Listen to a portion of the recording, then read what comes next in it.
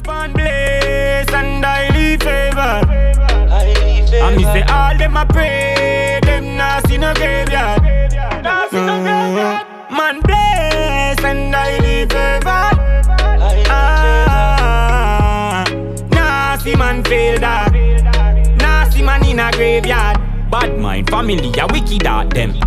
See them hypocrites. Listen, that's that big boy music right there, Barry White. That was the first big boy that I know who inspired, had the ladies, was wearing the silk shit. You know what I'm saying? Was fly. And then we went on to Have and Big and everybody. And so, you know, the big boys, they inspired me. So, you know, the other night I went out to see my sister Mary. You know, I say Mary, my sister, light, because she's family. She's always over. But the queen is the queen. And so I went out to the Mary pink silk, looking like Bazooka Joe. Yo, Bill. Yo, Bill, listen, man. When big time people like you come on here, I'm not sure if you actually show up. Yo, so I start my storytelling. I was like, they don't know nothing about B-Dub. Hey, yo, come on, man. Hey, yo, Yeah, Bill, you bro. ever met Barry White? Man, he was mad cool, you know. He was very, very smooth. He had the deep voice that was crazy, like when he talked to you regular. But you met him, he had the did a deep show voice too? opened up for him, and it was, I think it might have been the Hollywood Bowl. Yep. And I was coming up in the game, and I was like, yo, that's Barry White. My mom was bananas over Barry White. You know my favorite artist, even over Michael Jackson. What? And this is hard to say.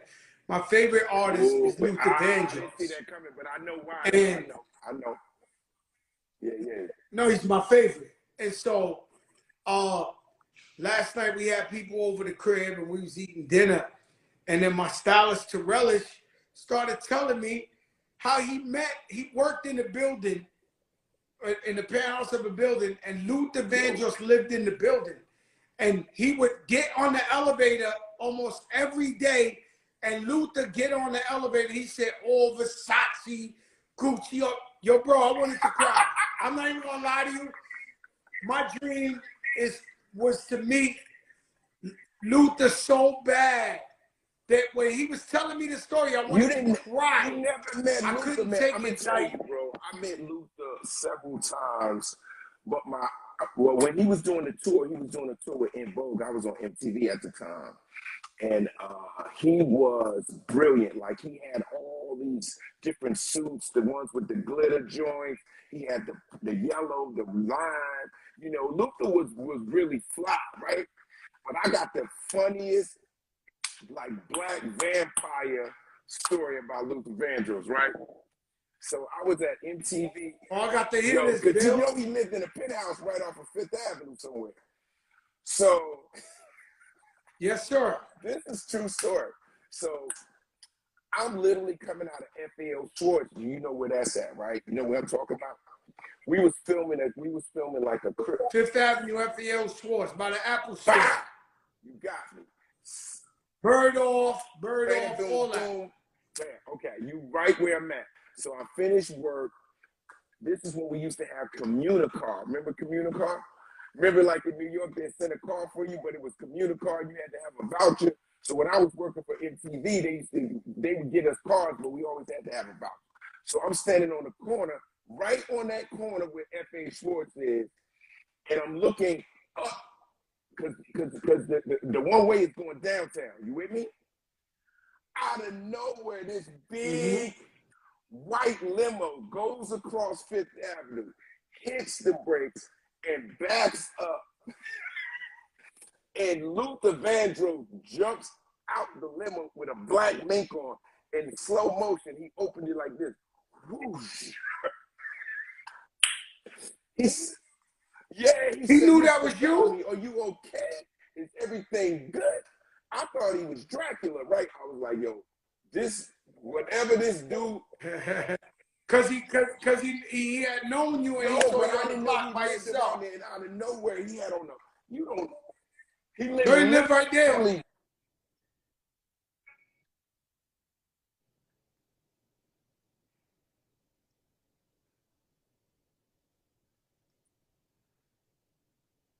We can't hear you. We can't hear you. Yo, we can't hear you. Yeah, that's funny watching him laugh. Yo, Bill, we can't hear you. Can you hear me?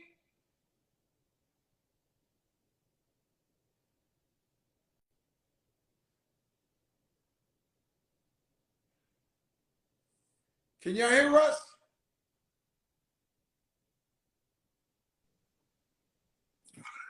There I you go. hear you Yeah. now. I hear you now. We didn't catch that last Oh, part. no. We didn't catch that last part. You was laughing Yeah, to yourself, oh, but we my part couldn't hear was you. like when Luther came out, he was really looking out for me. You know what I'm saying? He was like, "Yo, you look lost." And yo, but the way But he he did came some out the old car, I ain't Dracula never seen shit. nobody with a mink coat in the daytime. Usually that's like night, you fly. But Luther was fly. He jumped out the joint with the all black joint. He was on some fat jump shit. You know what I'm saying? Nah, no bullshit. I'm on some Luther shit. Well, we all on some Barry White shit for the big boys. You know what's crazy is one time Miss Patti LaBelle told me a story. She said she used to see Luther go visit him in his house in Connecticut, and that he would host people inside his closet. So he had a closet full of sequins, jackets, fly shit. So she said they would literally watch TV in the closet and fucking look at shit. And so I built me a sneaker closet because I collect sneakers where I could put my seats in the middle of the closet and like somebody come talk. You know, we Like, can watch TV in the closet, listen to music. Really on your Luther though. Yeah, I love Luther on a different. Shout out to the living legend, Melvin, Melvin Moore's on here. Melvin Moore know what time it is with social media. Let me ask you a question. Who's somebody you met, and I know you met MJ, so that might be easy, but who's somebody you met that you like lost your cool, that you was like starstruck, that you was like, yo, I can't believe I'm with this person? It's two of them. Well, you know, it's Michael Jackson and it's Michael Jordan. The one time that really blew my mind was when I met Michael Jackson. I never thought I would meet Michael Jackson, let alone interview Michael Jackson. So that was like mind blowing. So sitting there.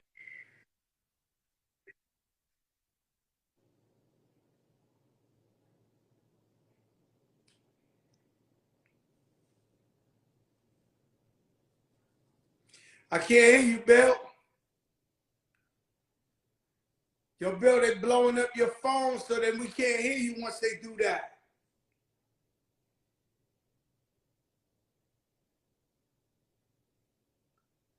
Bill Bellamy going through the motions. We're going to hear a good Michael Jackson story. So Bill Bellamy got stories like that. So get this, right? So Mike.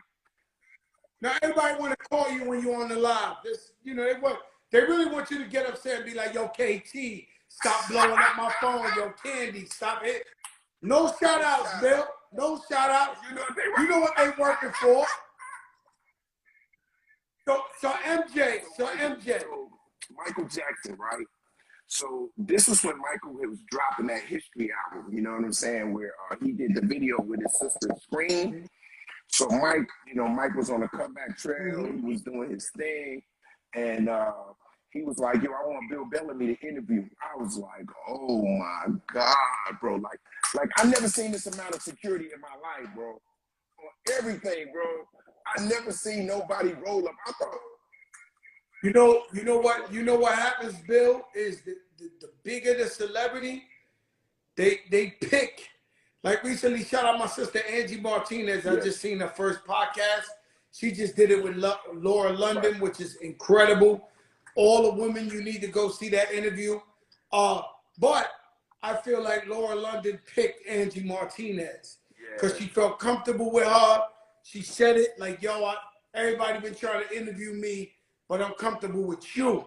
So I Yeah. feel like MJ, you know, knew you and was like, yo, I'm comfortable with Bill Bellamy.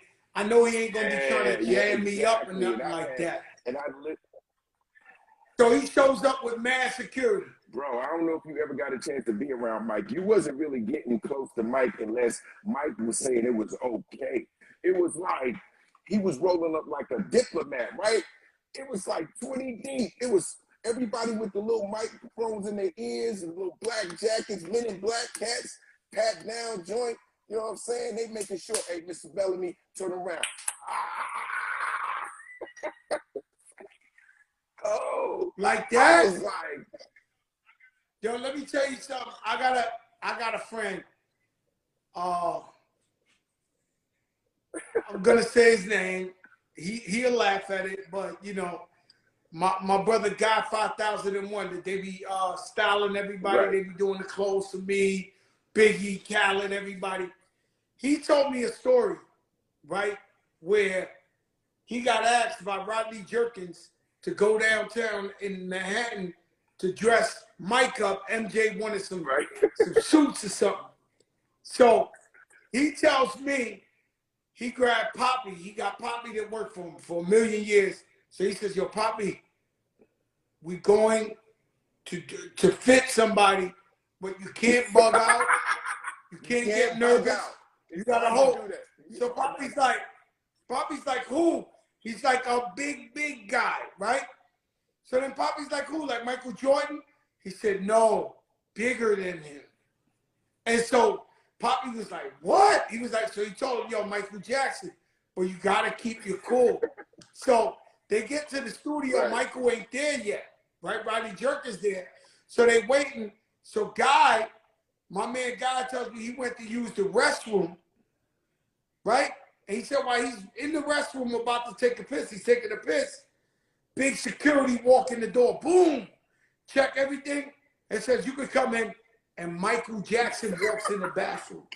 Hey, how you doing to use the bathroom? My man Guy told me he pissed on himself. He pissed on himself. Then he said he went back in the studio, and Poppy was like, yo, I think Michael Jackson's here. He was like, no, Poppy, we gotta go. He was embarrassed because he had pissed all over his stuff. He wanted to get the fuck out of there. He never got to meet Michael Jackson. Yo, I mean, I could get it. I get it why people would freak out with MJ. Me personally, this is gonna sound weird to people, but my idol was LL Cool J. To this day, whenever I hang out with LL, we're family. You hear me? Like, forget it. LL would consider me family.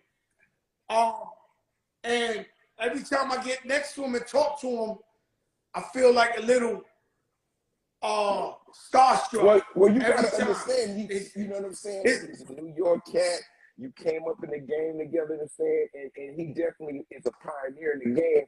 And it's funny, you know, whenever I hang out with Todd, I can't believe it either because it's like, yo, we came up in the game together. And I remember him, you know, before I knew him with the Kango, you know what I'm saying? Ladies love LL Cool J, word is born. You know, he licking his lips like, I didn't even know you can lick your lips back then. He was like, you know what I mean? You know what I mean? I mean, I was like, yo. You wanna know what's crazy?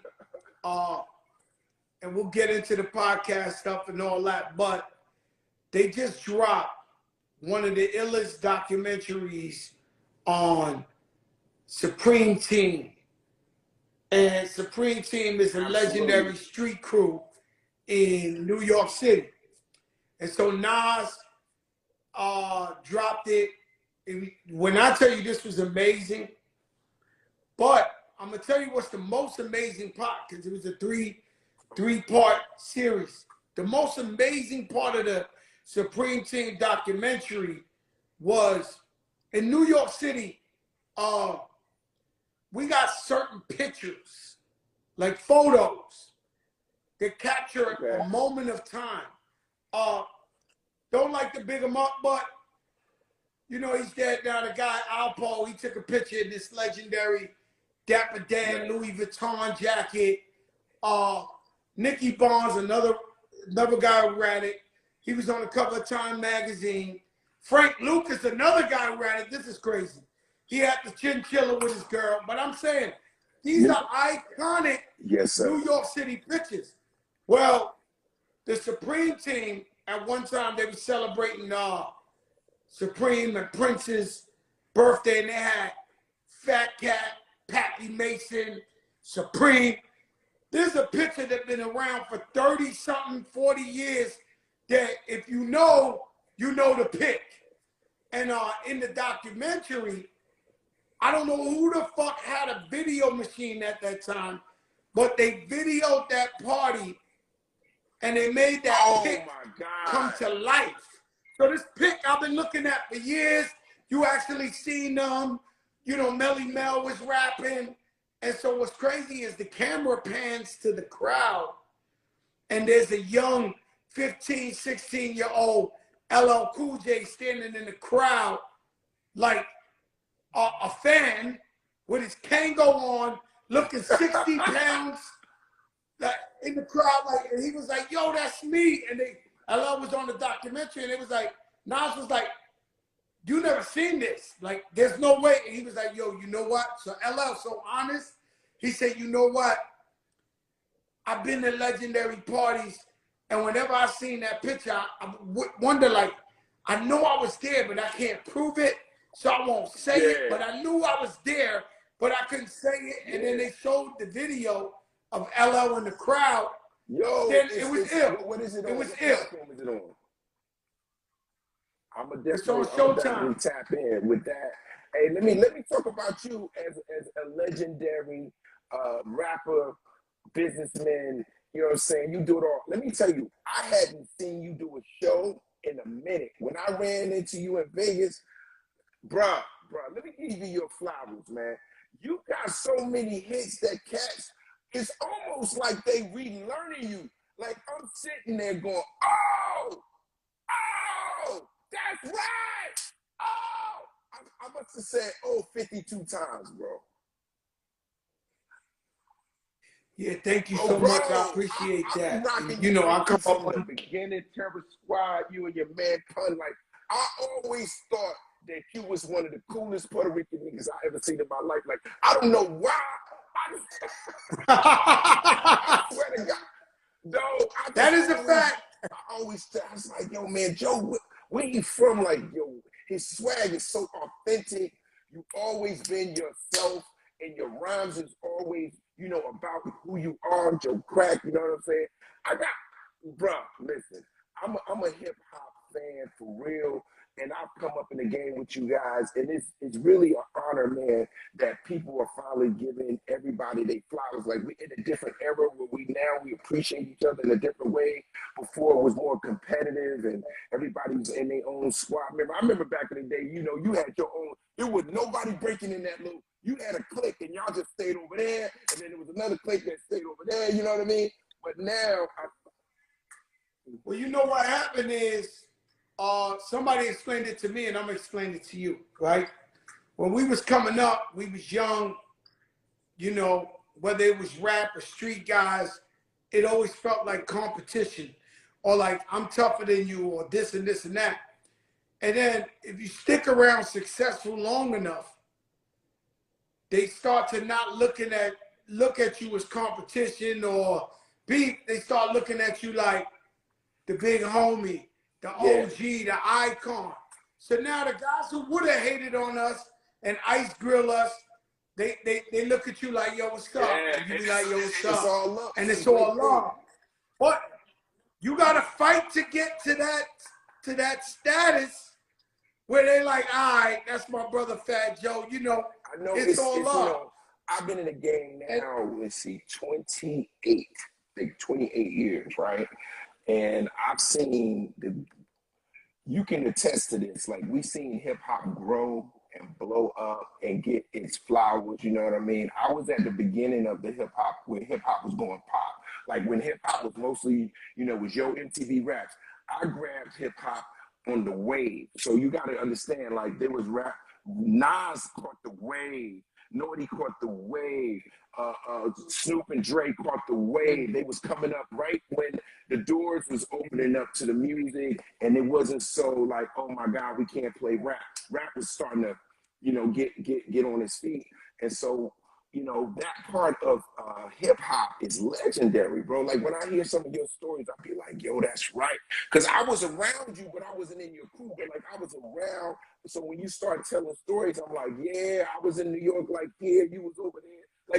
Like you got Tupac stories, like that whole situation. You tried to pop out, calm that all down. Like as a comedian, just think. Here's the funny thing about drug dealers, street cats, movie stars. They all love to laugh. I don't care where you from, how bad your life is. Every cat want to bug out, drink. Yeah. We want to laugh. And I really want to laugh. Like I try to die of laughter. So with me, when I went to see Eddie Murphy Raw, I went with my whole projects. It was like 50 of us. We went in there. Believe it or not, out of all 50, the one guy who got thrown out the movie theater is me. Because I was just laughing my ass off, falling on the floor, making the movie. Everybody, they was like, yo, Joey, you got to go. And I've asked myself, can you die from laughter? Like straight up die.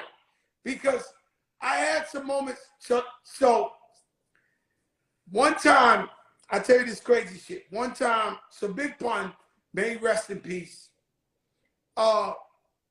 Big Pun had a bunch of money, similar to Remy, but they like to see Joe spending his money for some reason. They love it. They love it, right? And so Remy's the same way, right? And so Pun is building his house in the Bronx, and he was building a mansion in the hood, the South Bronx. I used to beg him, go to Jersey, Connecticut. No, in the middle of the Bronx, first Puerto Rican double platinum. He did not want to move, right? So some Italian dudes are building this house, so he takes me there. And they're in the process. So he's like, so the man is talking to me. So this is an Italian man. Shout out to all my Italians, because I love my Italians. But this one of them Italians be like, the mindful goes here, the refrigerator goes here, the this and that. He's one of them Italians. Like, there is in that, right? So I'm sitting there, yo, Pun, this shit is gonna be fly. He said, yeah, bro, I need you to get the man like 250,000, because that's what he needs to finish this and that. And I'm like, yo, Pun, this your house. Like, nah, you love me, twin. You're gonna look out. You're gonna make sure I'm good. So I tell Pun, I got you. Because it's nothing I wouldn't give him or Remy, to be honest with you. So I got you. So the next day I'm supposed to meet with the Italian guy at the house to give him the money, right? I forget about it. I go all the way to Philly, go hang out with Allen Iverson. So I hang out all day with AI in Philly. I'm driving back the New Jersey Turnpike. I'm almost where the tunnel is coming to New York, the Holland or whatever, Lincoln Tunnel. The phone rings, right? So it's Pun. Yo, twin, what's up, man? He was like, yo, what's up? I was like, yo, what's up, Pun? He was like, damn, twin, you violated, you disrespected. I said, what you talking about? He said, yo, man, I got the Italian man. He waited for you all day. You never showed up, this and that. So I said, yo, Pun. He said, yo, let me put him on the line, because the guy thinks we full of shit now, right? So he puts him on the line. I don't know why, Bill. So he puts him on the line. Yo, Joe, I got Mr. Mario or whatever on the line. So I said, Mr. Mario, you're waiting for me all day, huh?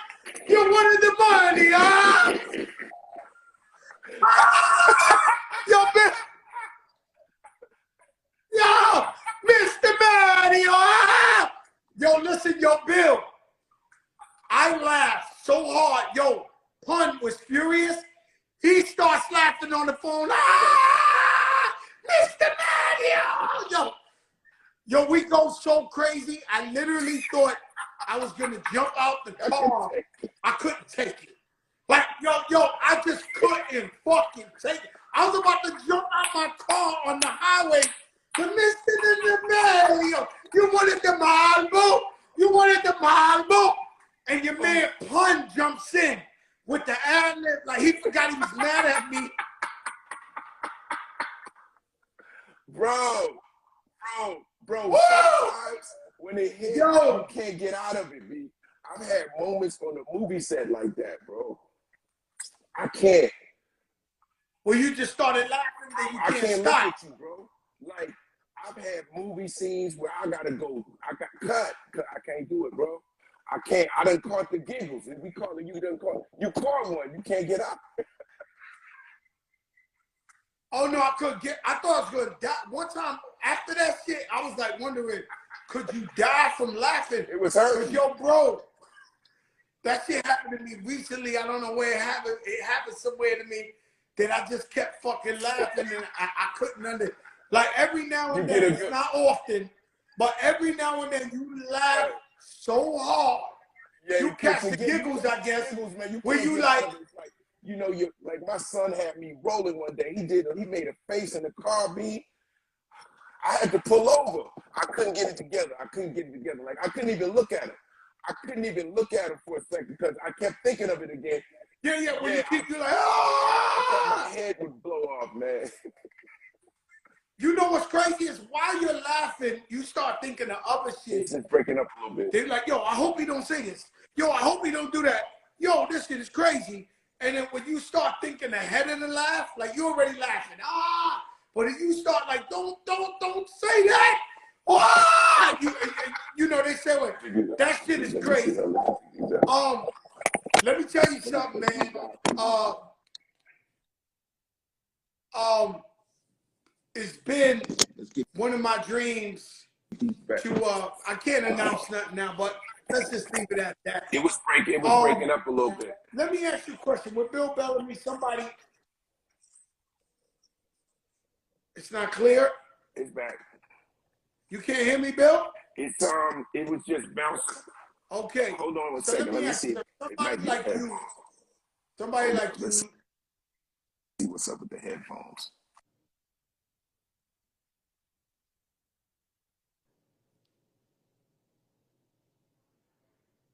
Yeah, I don't hear you. Can you? There you go. All right, I hear you now. So Bill, let me ask you a question. Somebody like you always deal with humor, always dealing with funny shit. What happens when you look at TV and you see a young man get shot 46 times by the cops and you notice he ain't had no gun and you know, they just did an autopsy on the brother, and they never tested his hands. They try to say he shot a gun in the car, but they never even test his hands to see if he shot it. So you know that's full of shit, right?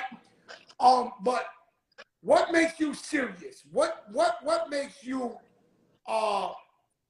makes it not a funny moment?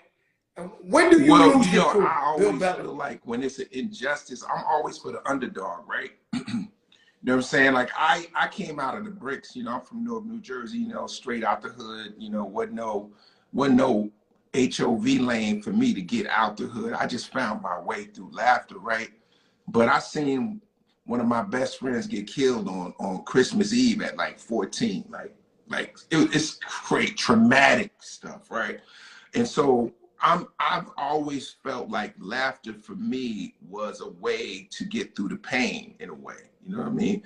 And so I've always wanted to make other people happy through laughter, right? But a situation like that's just like, how many more times can we witness stuff like this in our lifetime, that cops obviously profile Black and brown people differently? You got people out here with guns that should never have a gun on a day in their life, killing innocent people, kids, all kinds of crazy, changing people's life. This guy shot up a 4th of July parade and killed the kids, both of the kid's parents, bro. Nobody has answers for that. Nobody has answers why cops shoot a kid 60 sometimes with no weapon, and he is a DoorDash guy or whatever. Like, how many more times can we? Yeah. And then these guys, like the guy who killed everybody July 4th, they just took him. They didn't even kill him. They didn't even kill him. No violence, no nothing. But you got a young black man running, and they shot him 60 times. But my thing is, fine, they said he shot a weapon out the car. If he shot a weapon out the car, wouldn't you test his hand to prove that he had and gunpowder in and his if he fingers? shot, where's the Like, shell? so, yeah, yeah. And so what happens? We're not going for that shit no more. We're not going for that no more.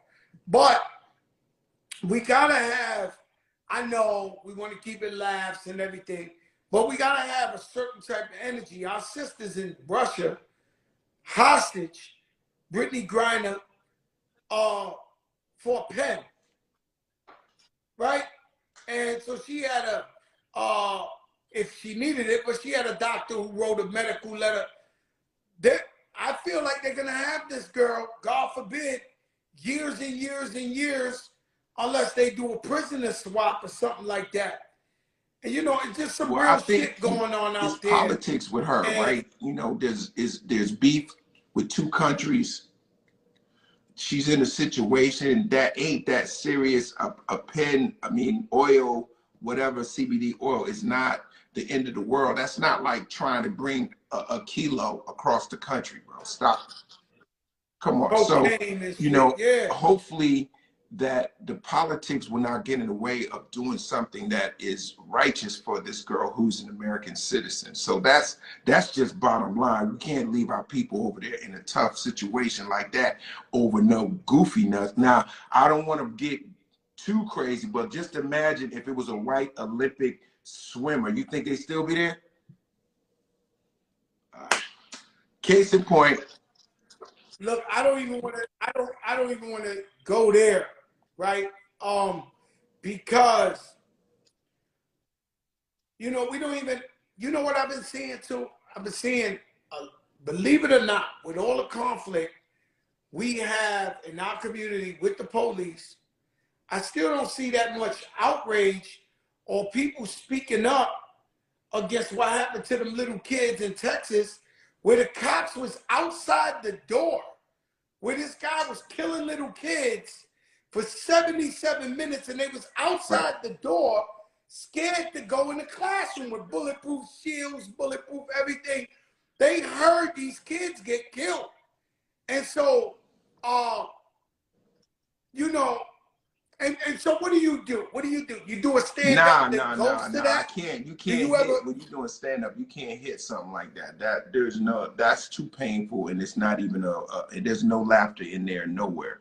But what you can do is find other things that can get people out of that. You know what I mean? Like, I have so many different subjects that I pull from that will be able to pull us out of it. Because if you come to see me, you come to have a good time.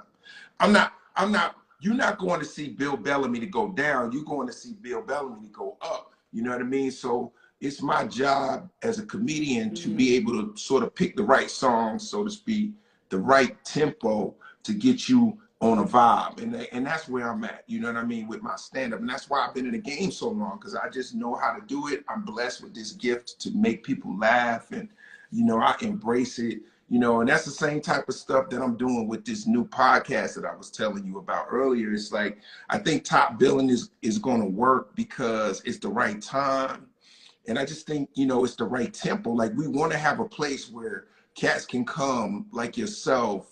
You know, I had T.I. come through. I got, Too Short came by. And they just gave some of these most riveting personal story. Like, they just was comfortable with me, like you said earlier. They feel comfortable. They like, yo, I know Bill ain't gonna jam me up. And then we just start vibing, and then I'm funny. So next thing you know, they be like, yo, let me tell you. You know what I mean? It's a good look. I like it. Nah, it's a vibe. What platform is it on? I'm on What Spotify. platforms? I'm on Spotify. Top Billing is on Spotify. We're on Apple Music, wherever you get your podcasts, and then you can watch the video. We put the videos up every Wednesday on YouTube, so you can see the interview or you can listen. You know what's crazy about YouTube? YouTube is like an unsung hero. And so whenever I get with big boys, right? Somehow they tell me about interviews I've done that's only on YouTube, like in other platforms. And I'm like, damn, this dude, or she really watching YouTube? Like and it's like everybody's tuning into that YouTube and they seeing whether it's junk, whether it's dope, whether it's fly, whatever the case may be. But Yeah, they and it's a tuned whole into different that demographic too. So you got all your fans that watch you on your live, but then you got a whole nother group, like a whole nother group of fans that watch you on YouTube, and that's where they want to see you.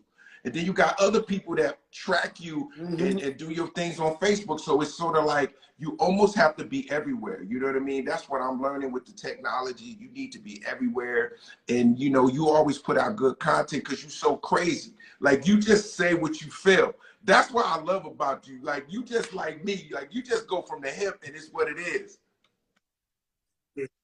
You know, I speak from the heart, not from the brain. And so, no, that's the truth. I speak from the heart, not from the brain. Like, whatever I say, I mean it. And I very rarely take talk back.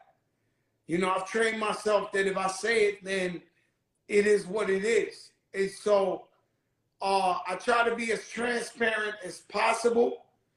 And so our people can learn from my mistakes and my wins, whether it's funny, whether it's not.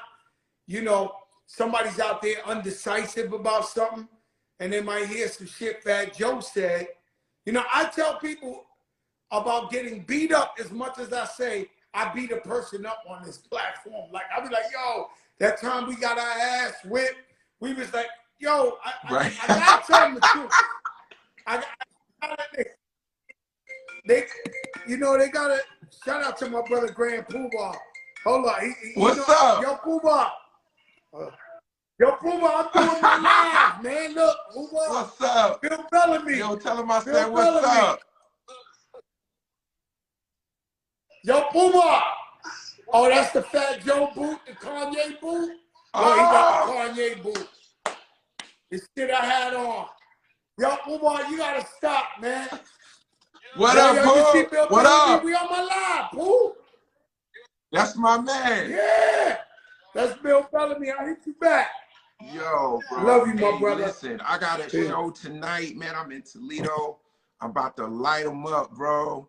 Hey, I love you to death, man. I got to get you when you come out to LA. You got to stop by Top Billing and kick it with your man. Full throttle right there on Hollywood Boulevard. 1,000,000%. And I'll give you a whole different, you know what I'm saying? That whole, we'll talk about some shit nobody heard. You know, Yo, Bill, give me some shit. Yo, listen. Heard. Hey, man, you the dude. I love you to death, man. You always been 100 with me, man. And you funny as hell being you, bro. Like, I never would ever think you would be this funny. Like, the more you tell the truth, that's why I think everybody loves about you, because you're so honest that it's just Joe. You feel me? Yeah, you gotta get it. Have you ever did a show, bombed horribly, but pulled it around in the same show and got them back on your side? I didn't bomb. I didn't bomb. I just couldn't grab them. You know what I'm saying? I was like, yo, none of these jokes is working. They ain't happening. And so I just started talking about how I was bombing, and the place went crazy. They went, yo, listen, two times that happened to me. I did a car show, a dub car show in LA. It was all Mexicans that's into cars, and they was just standing there. Right. You know, the tough, Vato Loco. Right? I'm busting my ass. I can't get one emotion out this crowd. Like you said, I couldn't grab them. But when I came off stage, they was like, yo, the Vatos, that's how they let you know they like your shit, almost. They just, and they're like,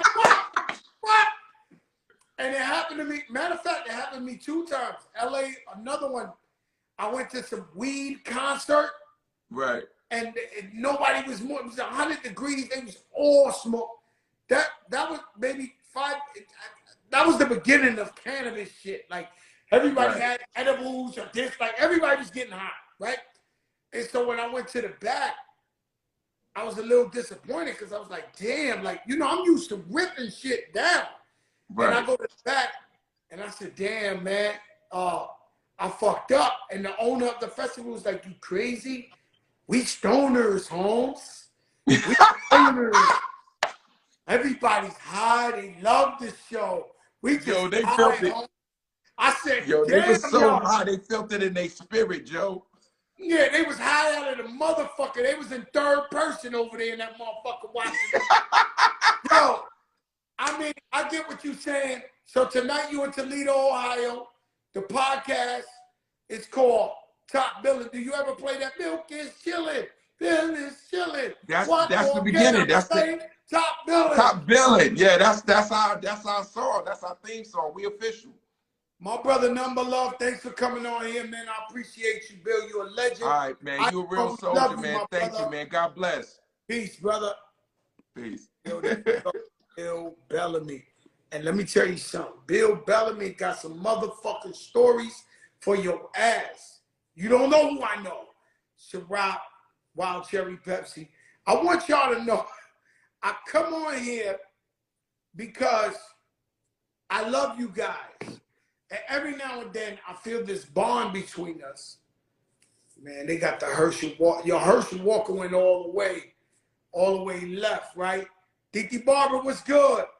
And so, Bill Bellamy, man, he got so many stories. His podcast is called Top Billing out there, wherever you get your podcast. Shout out to Angie Martinez. I saw her and Laura London. It was the ladies. I seen Tasha Hilton on here. Ladies, it was really, really dope for the ladies on another level. You know what I'm saying? No foolery, grown conversation. Laura London is talking about going through depression. And I told you when I lost Pun, my sister, my grandfather, I went through depression for 2 years straight. So I knew exactly what she was saying and where she was at and how she's coming out of that. Funk Flex, somebody asks, you can ask questions, really, because I ain't got shit to talk about. I'm about to get ready and go to some of my friends' birthday parties and shit today. So I'm about to get fly, throw some fly shit on. You know, had a job of pull up, you know, do that type of thing. But Mary J. Blige, I went to the concert the other day. I had that pink shit on. That bubblegum pink, that shit was in Washington Heights. An amazing crowd. Amazing people there. And so, what I was going to talk about, y'all, the heart never jerking. And so, I forgot what I was going to talk about, guys. If you remember what I was saying, then you let me know.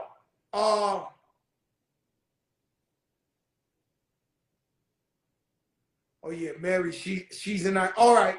So Funk Flex, this and Pete Rock.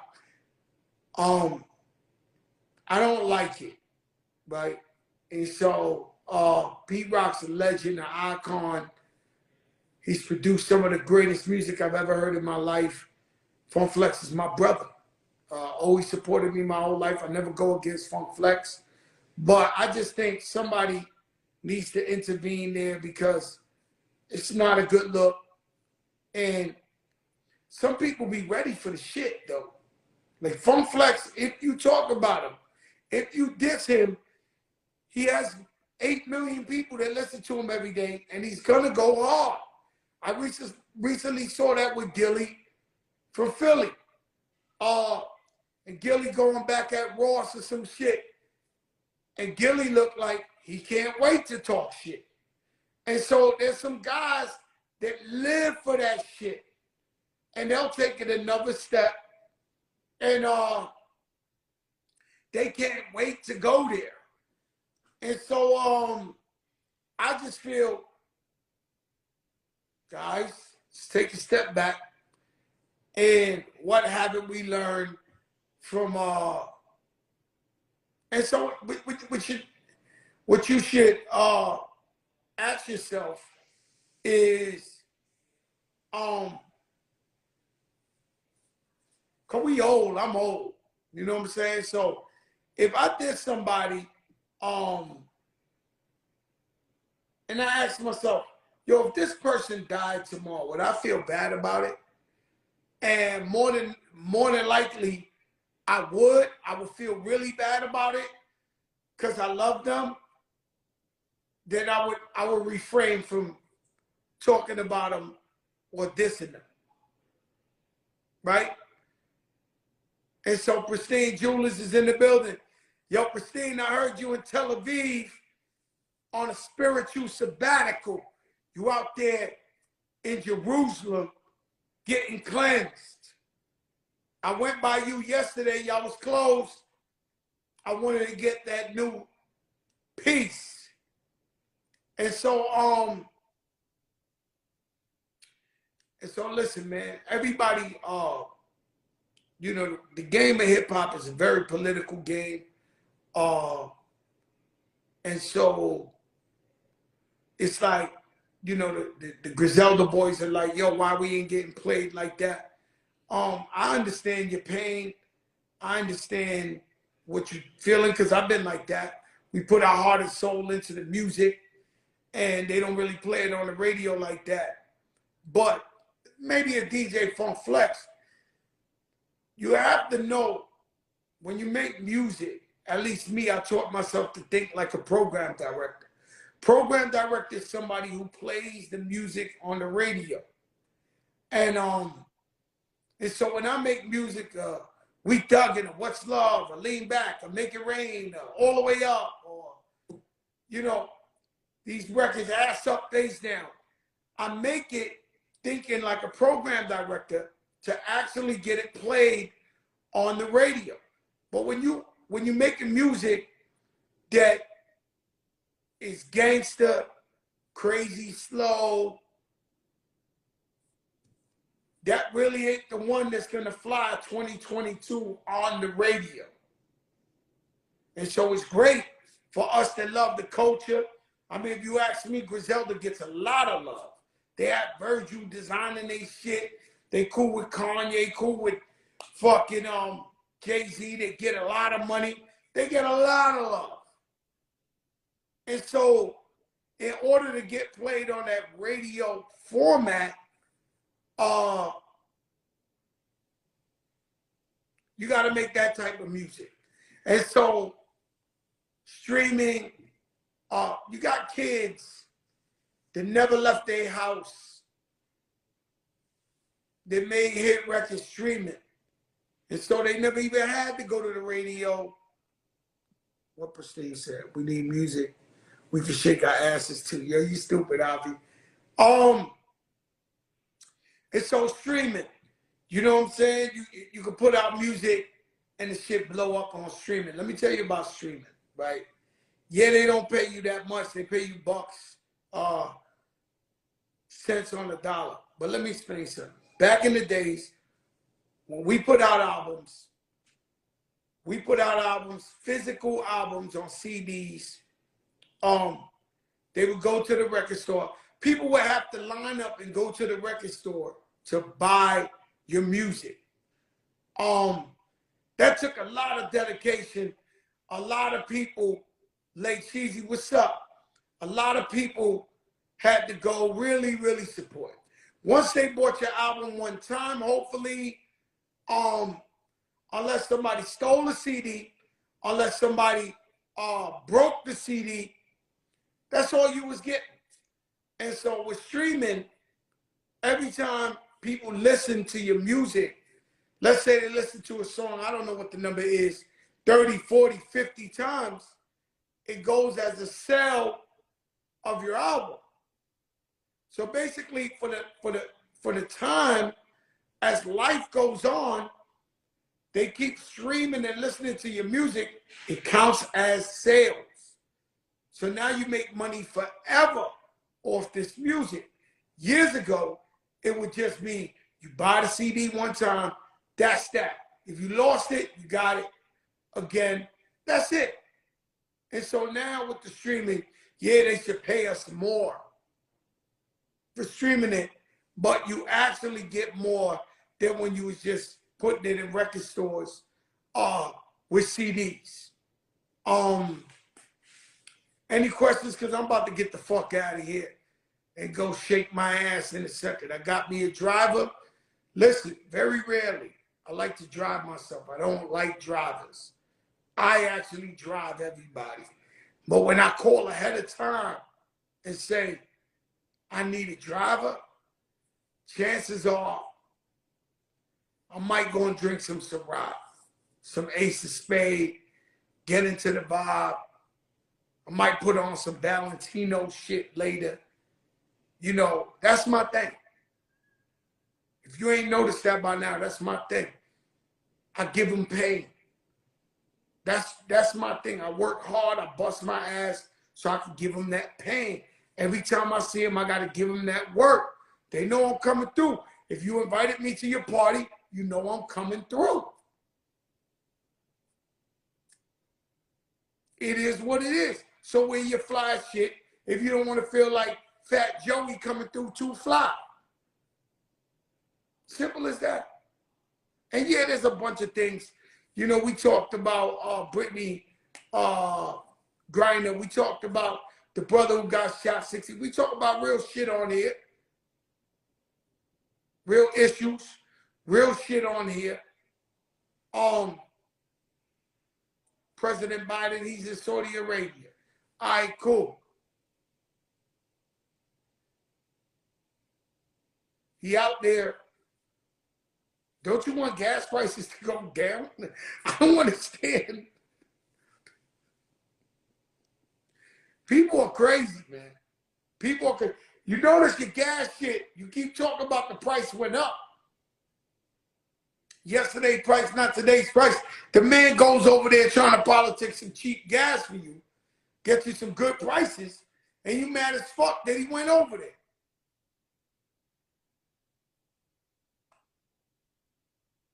It's crazy. It's fucking nuts. And so, comes a time, Aton, huh? Aton out there in Phoenix. I thought Indiana, they put up a big bid for Aton. Let me tell you something. The play is Donovan Mitchell to the Knicks. That's the play. Everybody waiting Kyrie, KD. I like what they did with Brunson. He has proven in playoffs that the man is nice. But the play is Donovan Mitchell to the Knicks. That is what I am praying for. If you're from New York, you're a New York fan. And so what people keep saying is, do we give up RJ? Do we give... The thing New York, and I'm a New York fan, y'all know that. The thing New York is missing, oh, shout out to Primo. Primo got that album out right now. Yeah, like, all right. Okay.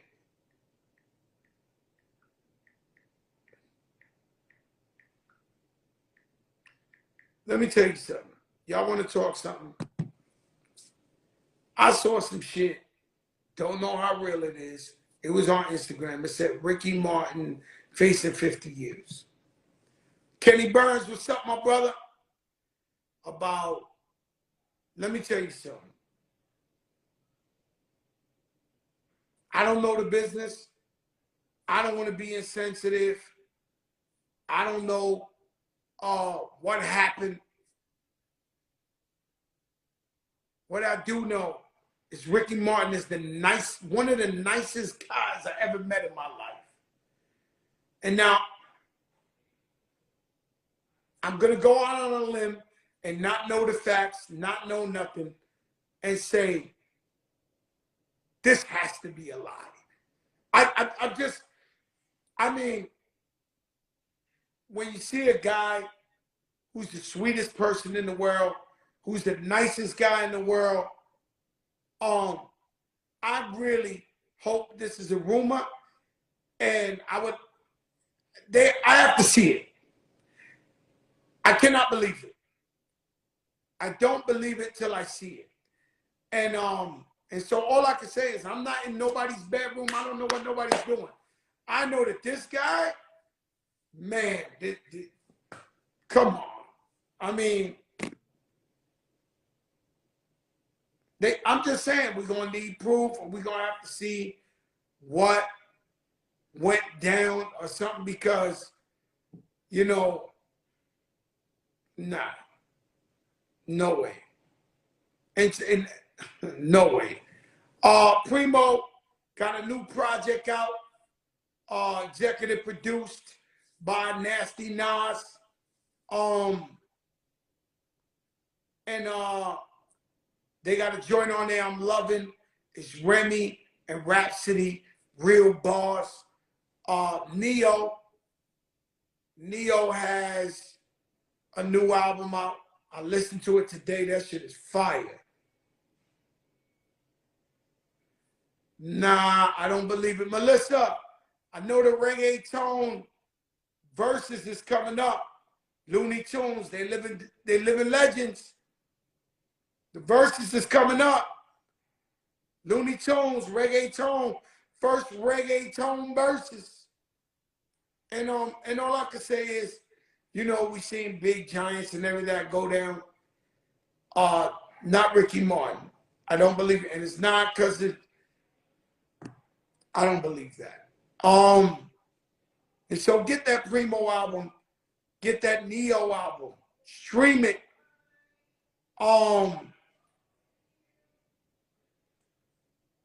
Hey, Melissa, who's going against who at the verses? Pacino, what's up, my brother? Yo, Pacino, the other day, I'm chilling with my man. He pulls out the Pacino pen, and he starts coloring the shit to get the line going.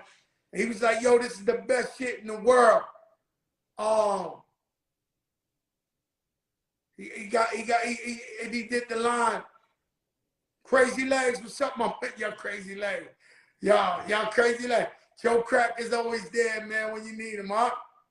DJ Nelson. Wow. DJ Nelson's a legend. And Looney Tunes. Wow. That's crazy. That's going to be crazy. If you don't know who they are, if you don't speak Spanish, tune in because your girl loves it. And it's going to be crazy. And they made so many hits. So many hits. So it's like a Timbo going against a Swiss, but in reggaeton. Nothing short of entertaining. That's going to be fire. And so shit be crazy out here, man. Let me tell you something. If I look like I got a tan, I do. And so if it look like I got a tan, I do. I've been out there soaking in the sun. You know what I'm saying? Doing what I got to do. And so I said the Copycat League. You know, it's so hard for people to be original. You know, the other day I was listening to the Afro, we don't need no other body. Only you can do my body. Right? And my daughter was like, yeah, but there's so many other songs that sound like it right now. And I try to explain to my daughter, because she's young, that since the beginning of time, you have creatives, people who create styles, create swag, create sounds, and then you got the biters who listen to it and say, oh, this is what a hit sound like. So they run and do the same shit. That's been going on since the beginning of time. And so we call that the Copycat League. And let me tell you something. Keep your confidence. People try to bring down your confidence. Keep your confidence. If you know you're special and you got what it takes, give yourself a pat in the back. And stop lunching. If you procrastinating about making a move, make a fucking move, man. Take a chance. Make a move, take a chance. A lot of us, you over there stagnant. Some people, they feel like they too good to get a job. How could you be broke and be too good to get a job?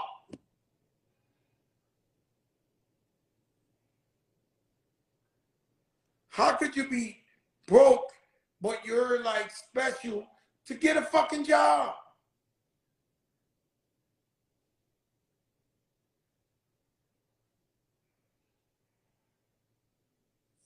And so, you know me, I bust my ass. And so I invest in myself. And when I was doing my comeback and they took all my money, I would go overseas. I would go to Yugoslavia, fucking China, Philippines, you name it, Guam, shit you never seen. Parts of Africa you never been to. And bro, and get my money up, come back, shoot a video, pay for my studio time, till I popped again. And so you gotta invest in yourself. And people don't know that people don't want to invest in themselves. They want to suck something dry as much as they can, but don't want to invest in themselves. And so that's very, very important. Complacent, comfortable. You sit back, okay. No, you got to be disruptive. You got to work hard. You got to want it. You got to go for it.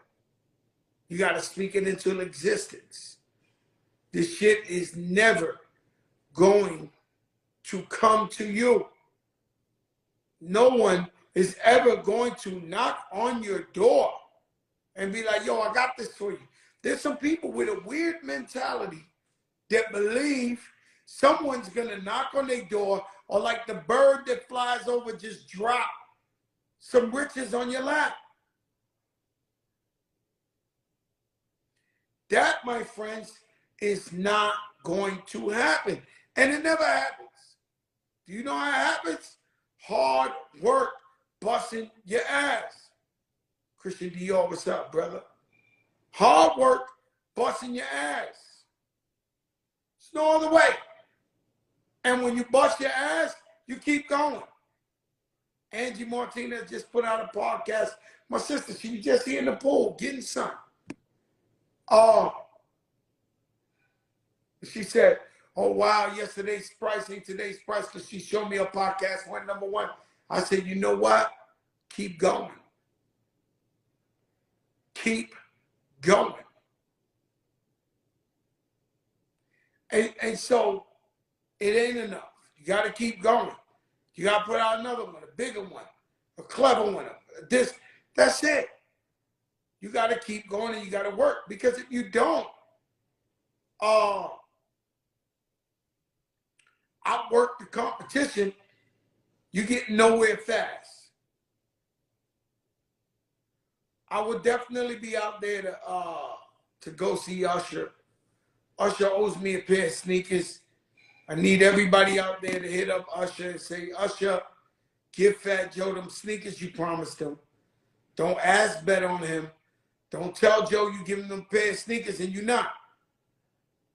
And so I always tell you, let your darkest moments bring your most clarity. I mean, if you're going through something financially, health-wise, relationship, and you turn it around and see your support team, if they're not there for you, they're not really your people. Yo, Ted Smooth, they're not really your people.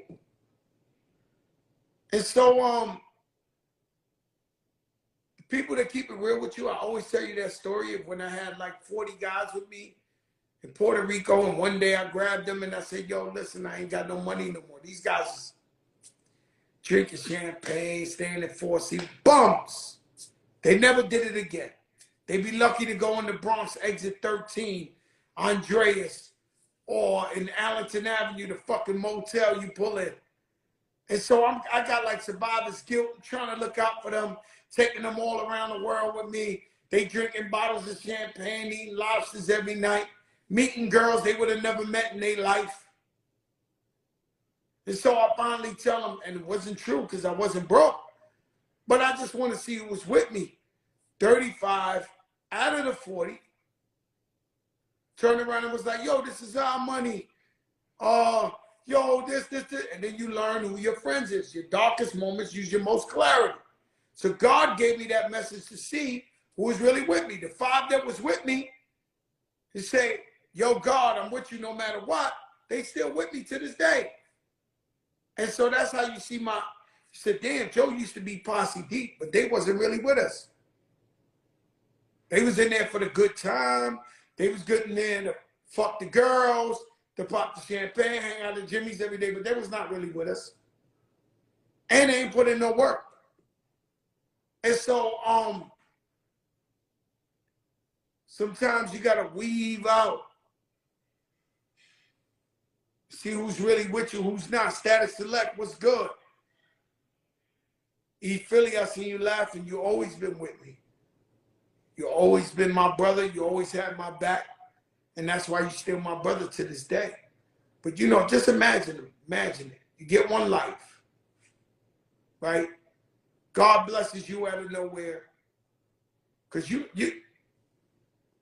probably could have looked in my kindergarten class and seen how I was karate kicking people and say, oh, this guy's going to jail. This guy's not going to be nothing. Turn around the projects, shit, you know, look like jail. But I come up out of there. I work hard. I make some hit records. I get some money. I try to bring the boys with me. These guys, they never did shit in their life. They abusing. Now they beating up the fans. I go do a show. You got a flow, Joe. I'm looking at these guys are beating up my fans. And so you can't take them nowhere. Research what? I want to see that. Gematria effect. And so you're going all out. You feel bad. And all they doing is bringing you down. Should have went to Hack. What's up, baby? Melba Moore, living legend, got that new single out. And so what you got to understand is you made it. Be very careful who you bring along. Some of them don't deserve it. The saddest can be. Because we turn around and we say, yo, we try to look out for everybody. We try to, you know, my favorite song from Hector Lavoe is Cantante. And what he says on there in Spanish is he goes and he gives everybody a good time and everybody laughs and everybody sings at his show. But what happens when he goes home and he's depressed? Who cares about him when he goes through an illness? Who cares about him when he's going through shit? People don't. And so we got a problem. I come to New York and I do a show, Madison Square Garden, Radio City, Summer Jam. When I go downstairs in my building or in the hotel lobby, there's 100 guys there. I love them all. But 100 guys. But where was you yesterday? When I was alone riding around the hood with my jury on with just me and Rich. And where are you the day after? And so you want to go and feel big and go to the show and I'm with Joe or whatever. But where are you when I need you?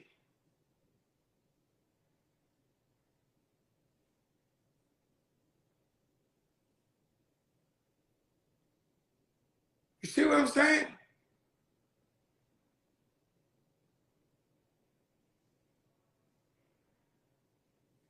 And so you gotta really be careful to see who's on your side. Yo, I love y'all. Talk to y'all soon. Y'all already know what this is. Put God first. Good and bad times. God is always with you. I talk about God because I know him. He spared my life a million times. And so you got to realize why are you here? Like Fat Joe doesn't believe he's here just to make hip hop records. Why are you here? Why God gives you life? Why are you on this earth? And so I'm here to help the people. Whether it's talking to you right now, being transparent to you, whether it's giving back to my community, whether it's empowering single parent moms to work and become managers and bosses, whatever it is, that's the work I'm here to do. June Torres, what's up, my brother? We grew up together. And so you got to figure out, what can you do? Why are you here? What is your purpose? We don't exactly know. We could assume, but I know it ain't to be Fat Joe the rapper. Shout out Team Fat Joe. We'll be down there in Greensboro in a couple of weeks with marketamericashop.com. Business I got involved with. Take average people and you can make residual income. You need to look into that. It's very, very important. So I'll be out there. Peace, y'all. The biggest in the game. Was entertainment. This bad girl. What do that boy, man? Ja. Run back a which boy me devil like walk. Call down which phone me devil like talk. Stress over who you bright no blood clot. My firm like a rock, you can't break my heart.